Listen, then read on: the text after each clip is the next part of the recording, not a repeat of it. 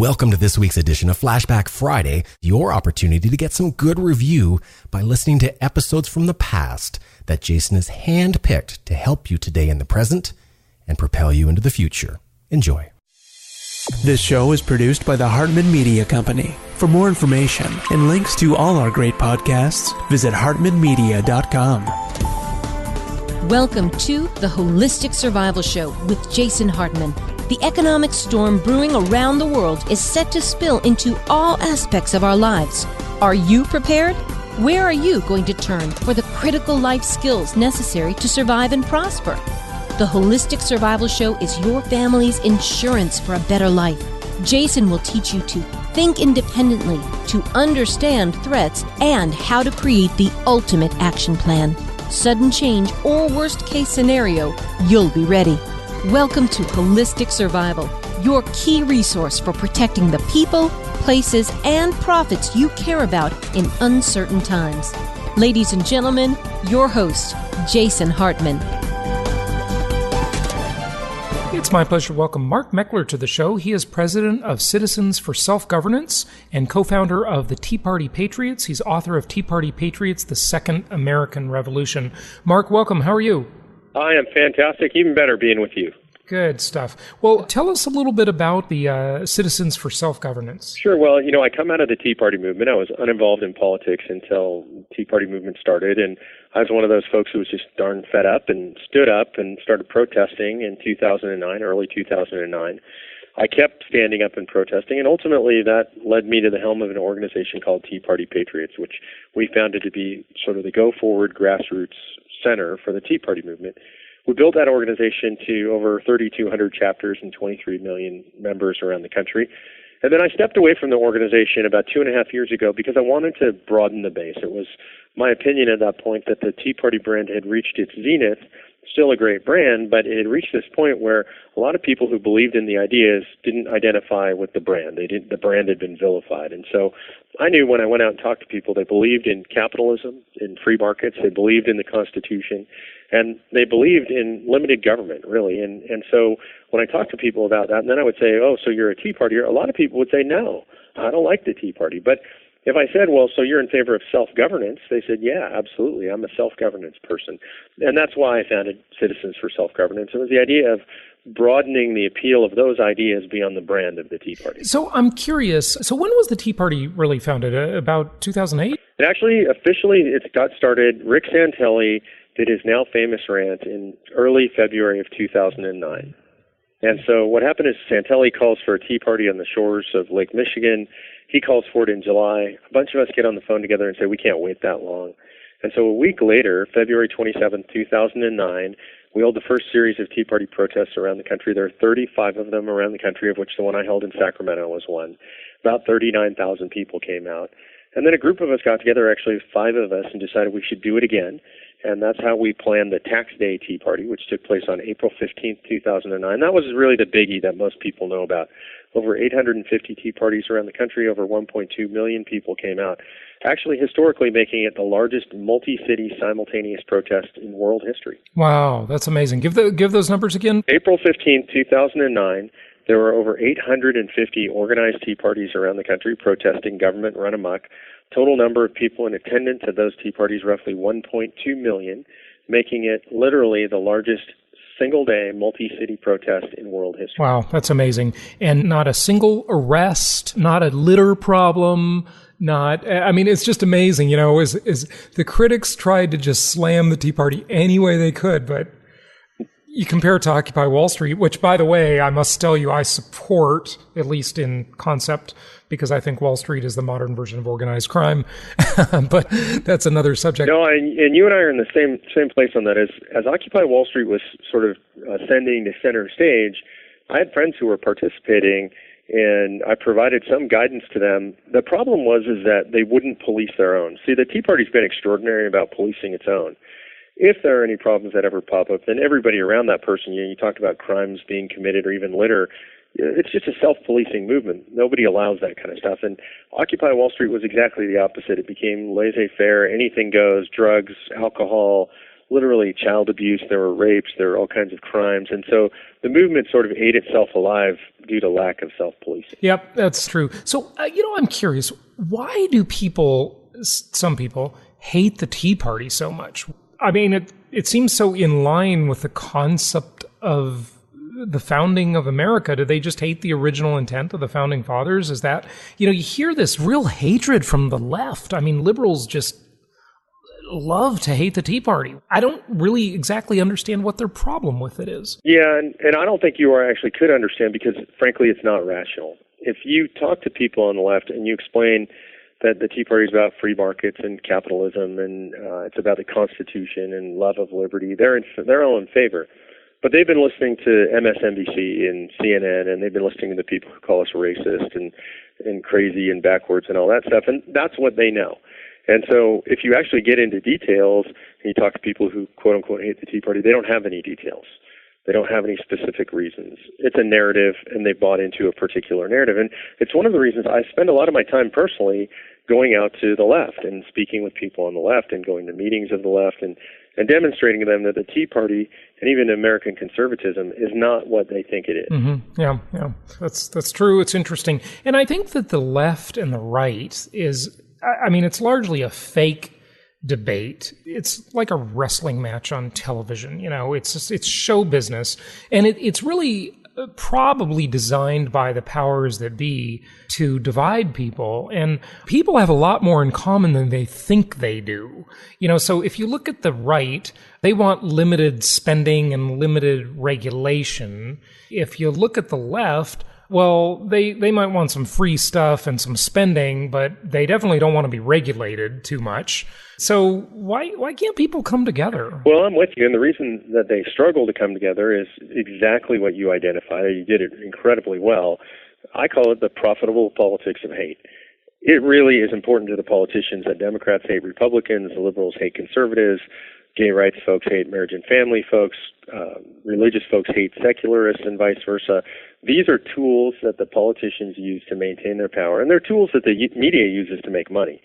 Right? So if we go on TV and I go on Fox News like I do regularly, a lot of times what they want is us to yell at the left. Oh, the evil Fox News, really? Oh, exactly. My gosh. Well, and on the other hand, I go over to MSNBC and I sit on the air with Chris Matthews on Hardball. And in both cases, what they're trying to do often is foment the hatred. I mean, there are exceptions, right? There are people who I would consider straight-up journalists, not many. But most of the shows, they ply their trade in hate. And they want you to come on and yell at the left and call the left names. And I just don't buy into it because my neighbors, some of them are conservative and some of them are liberal. And by and large, they're good people who have very similar values. They might differ a little bit politically, but they're much more similar than dissimilar. And, I engage in this exercise, and I know you know all the stuff I'm about to say, but it's important for your listeners to hear when they're talking to people of different ideologies. If I'm speaking at an event on the left, I always ask them how many people in that audience voted for continuing trillion-dollar deficits. You know what? Nobody's ever raised their hand. This is the left, right? And then I say, well, I don't understand because my representatives seem to keep voting for it, and so do yours. So why? And then I ask how many people in the audience think that we have the best education system in the world. The money's going spot on right where it should to the kids. And it doesn't matter whether I'm at a Tea Party or a MoveOn.org type event. Nobody thinks that we're doing it right. And I asked about criminal justice. How many people in the audience think we have the best criminal justice system in the world? And question, which is that the war on drugs has been a tremendous success. And you know what? Nobody raises their hand. And if I'm at a Tea Party, it's so weird because I was at a liberal event last night and none of them think that we have the best justice system or the best education system either. So I'm not sure what's going on. Am I a liberal? Are you guys Tea Party? I'm just confused. And the reality is we all believe a lot of the same things, and it's not good for the politicians to let us know that because then they can't keep taking away our liberty and our money, frankly. Yep, that's for sure. So the bigger game is beyond either of those. That's for sure. Okay, so tell me about your idea for not a constitutional convention, but maybe you can explain what that is and then explain what you're trying to do. Sure. So the main project being pursued by Citizens for Self-Governance is called Convention of States. It's found at conventionofstates.com. And the idea is this: under Article 5 of the Constitution, that's where we get the power to amend the Constitution. And there are two ways. One is Congress has the power, 2/3 of each house, to propose amendments, which then go out to the states for ratification by 3/4 of the states. That's one way. That's the way we've always amended the Constitution. But, during the convention in 1787, in the last couple of weeks when they were winding down, George Mason stood up and he noticed that we had forgotten to include the right of the people to amend. And he said, this is outrageous, because do we really believe that if Congress and the president, if the government ever becomes a tyranny, that the government will propose such amendments as would restrain its own tyranny? And the wisdom of that position was so profound that Madison's notes reflect there was no debate. It was adopted unanimously, one of the few things in the Constitution to be adopted unanimously, to give the people the right, acting through their states, their sovereign states, to call an Article 5 amending convention specifically for the purposes of restraining the tyranny of the federal government. I think most people, frankly, left or right, agree that the federal government has become a tyranny. They'd like to see it restrained. 60% of Americans say that the federal government is too large. Ever do that for itself. And so the only way to do it is we call it. We call the convention. And we do that. 34 states file an application. When 34 states do so, then there's a convention of the states. And we're doing that right now, literally. And again, people can read about it at conventionofstates.com. That convention has already been called for by Florida, Georgia, and Alaska. We're looking likely to get that done in Ohio here very shortly. We have legislative sponsors in upwards of 25 states going into the 2015 session. So my expectation is that what people are going to see in 2016 is something extraordinary besides the presidential election. What they're going to see is the citizens of this country actually call an amending convention and meeting convention. In other words, do an end run around the president and Congress and the courts. And we're going to tell them what the boundaries of the government is without the federal government's input. Okay, so what does this amendment look like exactly, and what's it called? So we don't know exactly what amendments will come out of it. What are germane for discussion during that convention are amendments that would restrain the scope, the power, or the jurisdiction of the federal government, amendments that would impose fiscal restraints on the federal government, or amendments that would impose term limits on the federal government. So any of those things can be discussed. And we don't know exactly what amendments will come out of it. I can tell you what I think. I'm pretty sure what will come out of it is a balanced budget amendment of some sort. 80% of the American public support that right now. I think we'll get term limits. I mean, is that, I'm curious, before you move on to term limits, which I would love to see term limits. I mean, we need term limits so badly. Politics was never meant to be a career. Okay. It was meant to be your civic duty, and you do it, and then you go back to your business. And the majority of Americans agree with you. Right, yeah. But as far as a balanced budget amendment, I'm kind of wondering if that's even possible. And I'm also wondering, believe it or not, if it's even wise. And the reason I say that is, look, if I as an individual had to balance my budget, for example, at times, especially when I was younger and just starting out and, buying lots of real estate and rental properties, you need to extend yourself at times to do a bigger thing, right? And, the government is just totally out of control, obviously. But I think there are short times and good reasons occasionally, not as a standard practice, as we've now engaged in for way too long, to be imbalanced. No, I think you're right. And every balanced budget I've ever seen proposed has exceptions for national emergencies of various kinds, military emergencies, financial, market collapse type emergencies. And so exactly what the restrictions should be, exactly what those emergencies look like, I don't really know. But what I do know is a bunch of smart people, citizens in whom I have immense faith, are going to get together in a convention and they're going to discuss what those exigent circumstances are. I've never seen a balanced budget amendment seriously proposed that didn't contain some of those out clauses. Now, I have my concerns about those too, because basically what it means is we're going to end up ultimately turning that over to the courts. They're going to litigate, what are we in an actual national emergency? What does it really mean to be in a national emergency? So I'm a little hesitant to turn it over to the courts. But I'm hopeful, and I have a strong belief in the wisdom of the American people that when they get together in convention, they're going to find some good solutions to those questions and propose a good, solid, balanced budget amendment with the right exceptions. Mm-hmm. Yeah. Okay. All right. go ahead. So let's talk term limits. Yeah, term limits. What a wonderful idea that is. Wow. So here's an interesting bit of history that I think a lot of people don't realize, that we actually, by proposition or initiative, passed term limits on our congressional delegations in 23 states around the United States. In 1985, in U.S. versus Thornton, the Supreme Court told us that we weren't allowed to impose term limits on our congressional delegations. I think it's outrageous. I think it was a bad decision. Kennedy went the wrong way on us in that case, as he has, and frankly, in my opinion, in many cases. But the bottom line is the Supreme Court prohibited us from limiting the terms. The only way we can get those term limits is through an Article 5 amending convention. We can actually amend the Constitution so that it imposes specific term limits on federal officials, not just on Congress, by the way. How about term limits on the federal judiciary? I don't like lifetime appointments. When the founders constituted the Supreme Court, the average age of an appointee was 47 years. Average life expectancy of a male at that time was 54 years.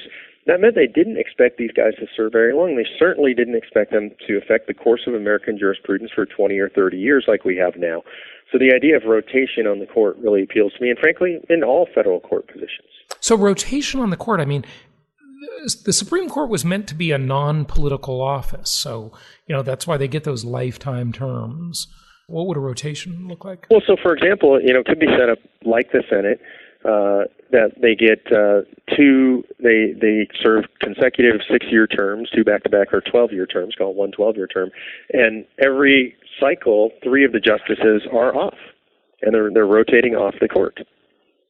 And so you could be rotating off 3 justices at a time, and every 12 years you come on, you're there for 12, and then you're off. And then what we know is we're not going to get these wild swings in jurisprudence that are made by one justice or another. Yeah, interesting. Okay. All right. It's sort of hard for me to think about how that would work out in practice in terms of the swings. But yeah. Well, what's the best part is that idea that I just gave you, I don't know, that's one idea. I'm not that smart of a guy. I'm sure there are people who would come up with far better ideas in a convention when we get a bunch of people together to debate it. Yeah, okay. So how does this convention work? I mean, it's what do you call it, an amendment convention? Yeah, it's a convention for proposing amendments. That's what it's called under the Constitution, under Article 5 of the Constitution. And basically the way it works is once 34 states apply for it, we hold the convention. Each state sends delegates. Those delegates are chosen however the state chooses. In other words, it's true federalism. So, I come from California, a little bit wacky out here in the West. And in California, we'd probably send 100 delegates. I wouldn't be surprised, because we have such a vast state with such different interests all over the state. But regardless of how many delegates you send, the state ends up with 1 vote. So every state's going to get 1 vote. And in the end, they're going to cast those votes, and anything that garners 26 votes, or a simple majority, is going to pass out as a proposed amendment.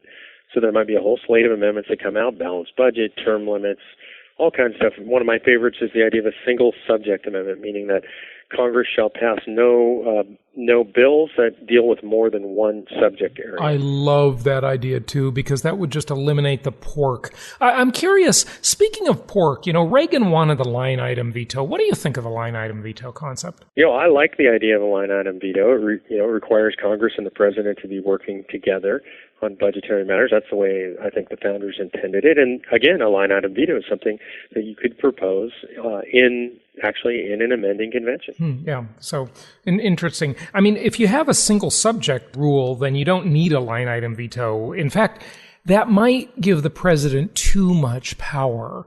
Just keep it to a single subject. I mean, that would probably be good enough. That'd probably do the trick, You know what's so great about this? So, you and I just sitting here doing this interview, we're having this back and forth, and you say something, I think, that's really, I hadn't thought about what you just said about the line item veto versus the single subject amendment.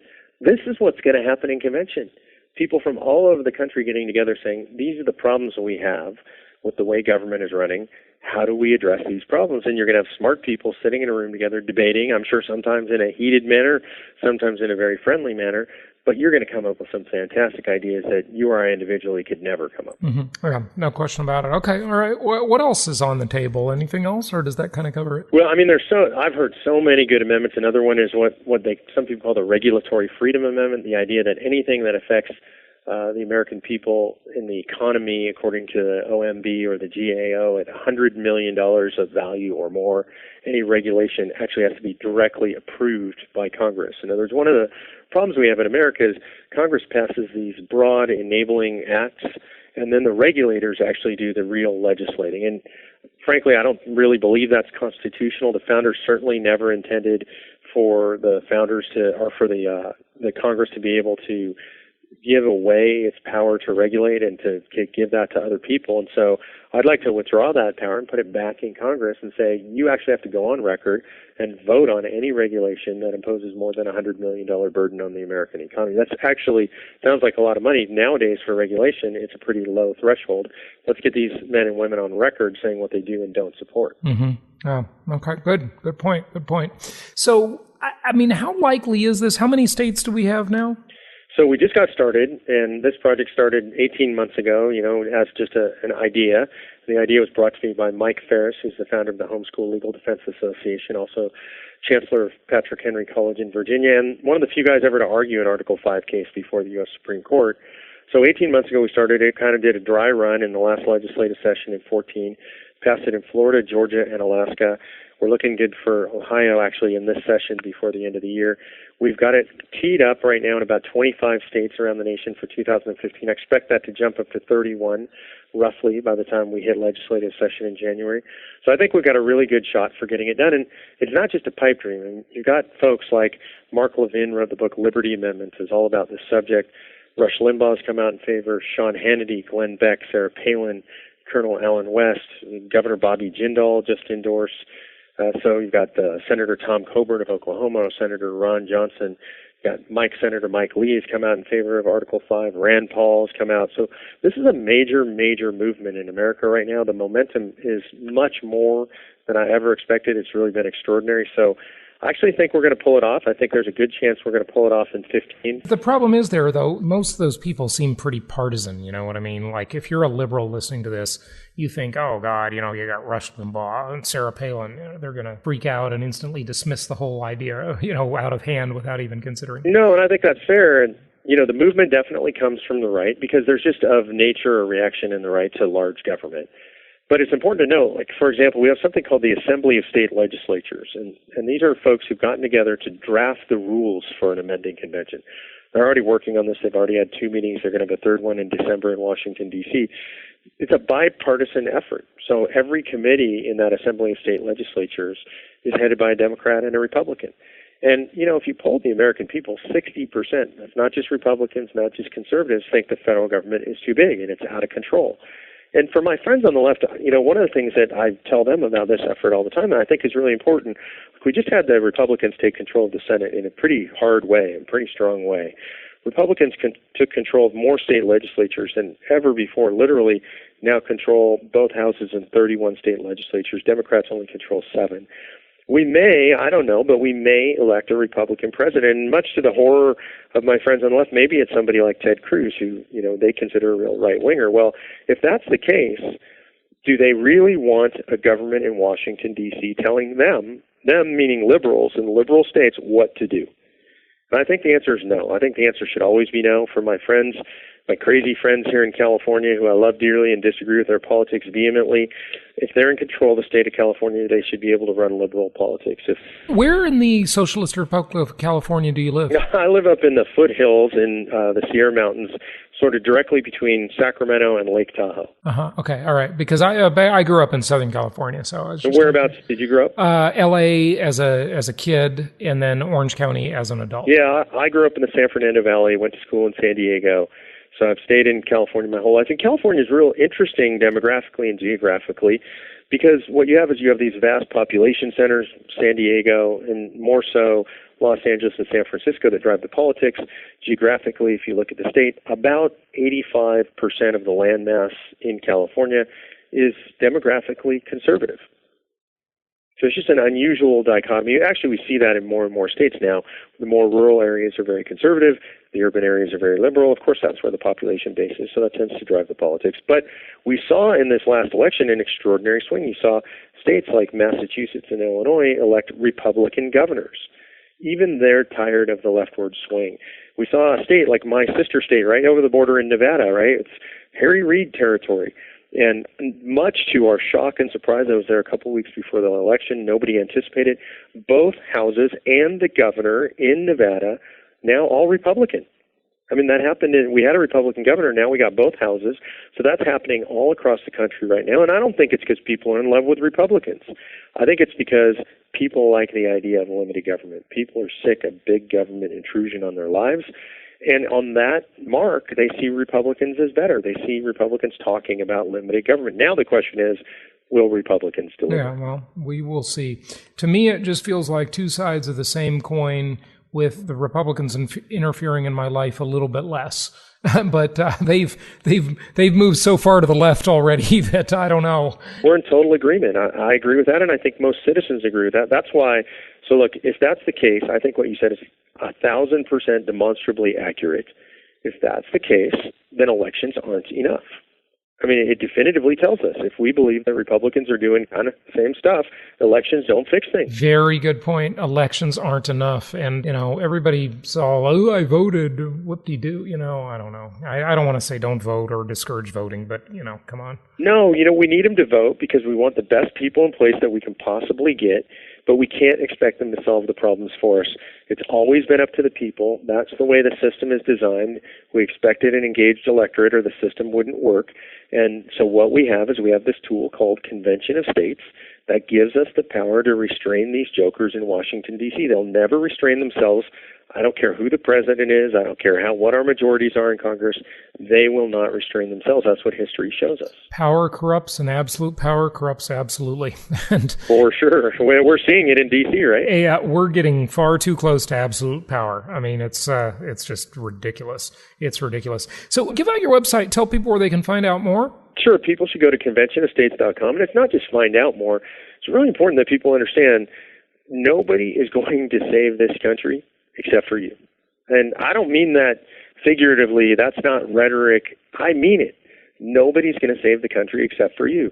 The question is, at the end of your days, are you going to look at your kids and your grandkids and say you did absolutely everything you could, or are you going to say, I voted? I voted for the right people. And if that's what you're going to say, then you've got to know you're throwing up your hands and you're really telling your kids you gave up. You knew they were going to lose their country. You knew your grandkids were going to lose their country, and you were okay with that. You can't be okay with that. You go to Convention of States, you get involved, you join the movement, we do an end run around Congress and the president and the courts, and we restrain these jokers in Washington, D.C. Yeah, good stuff. Well, sounds like a good plan to me. I'm curious.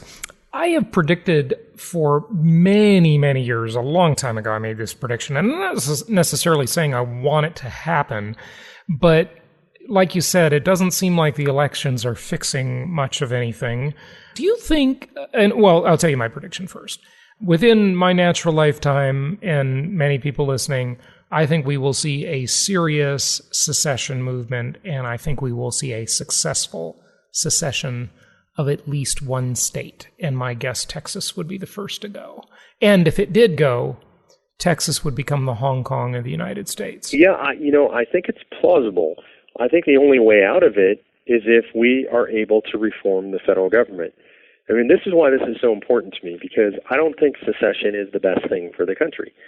I think keeping the union together, like a lot of blood has been shed to keep this country together. I think it was a wise thing to keep this country together. I think it's demonstrably wise in what this country has accomplished. And I personally believe that the United States has its brightest days ahead of us if we can get back to what made the country great. What made this country great was not the idea of an unlimited government. It was the idea of a limited government. It was the idea that the citizen was larger than the government, that the citizen was sovereign. We've largely lost that in our system today. If we can recover that, I believe there's a renaissance ahead of us. And I don't say that lightly. We are right now going through a technological boom like nothing ever before seen in human history. Our ability to communicate, everything is devolving power naturally, right? The media, the mainstream media, getting less and less powerful because of shows like yours, right? You can do this. It doesn't take millions of dollars of equipment. It doesn't take millions of dollars of support. Until they find the kill switch. Exactly. So right now and they're looking, and believe me, they're looking for it. So right now, though, media power is devolving. Technology is devolving power away from the center and out to the masses. I think that I call it the democratization of everything. I think that's a fantastic. I'm writing that down. No, do not take that, because that's going to be the name of my TED Talk. Well, I'm going to give you. I'll give you credit for it. So I think we're seeing the democratization of everything, and what that equals to me is nothing less than the second Renaissance. if government doesn't clamp down on it. And it's a huge if. If government clamps down on it, then I think you're right. I think things point towards a secession movement. If government doesn't clamp down on it, if we can push back against it, if we can literally open things up the way things were intended to be, I think we're going to see an extraordinary renaissance, not only in our country, but when America leads, the rest of the country, the rest of the world follows. So they're either going to follow us into darkness. You know, Reagan said, are we sentencing our children to take the first step into 1,000 years of darkness?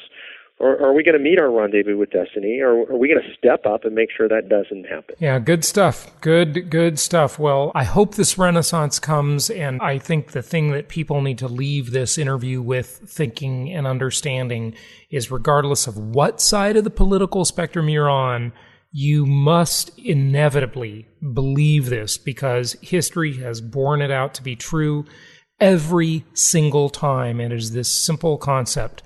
The larger the government, the smaller the citizen. The larger the government, the smaller the citizen. So I don't think anybody wants to be small, right? We all want to be big and have big rights.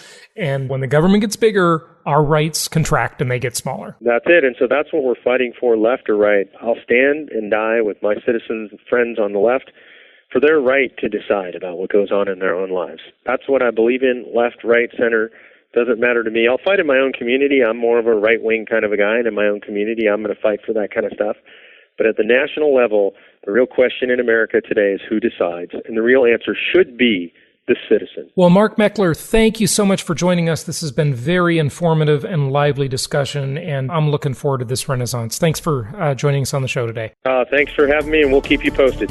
Thank you for joining us today for the Holistic Survival Show, protecting the people, places, and profits you care about in uncertain times. Be sure to listen to our Creating Wealth show, which focuses on exploiting the financial and wealth creation opportunities in today's economy. Learn more at www.jasonhartman.com or search Jason Hartman on iTunes. This show is produced by the Hartman Media Company, offering very general guidelines and information. Opinions of guests are their own, and none of the content should be considered individual advice. If you require personalized advice, please consult an appropriate professional. Information deemed reliable, but not guaranteed. This show is produced by the Hartman Media Company, all rights reserved. For distribution or publication rights and media interviews, please visit www.hartmanmedia.com or email media@hartmanmedia.com. Nothing on this show should be considered specific personal or professional advice. Please consult an appropriate tax, legal, real estate, or business professional for individualized advice. Opinions of guests are their own, and the host is acting on behalf of Platinum Properties Investor Network, Inc. exclusively.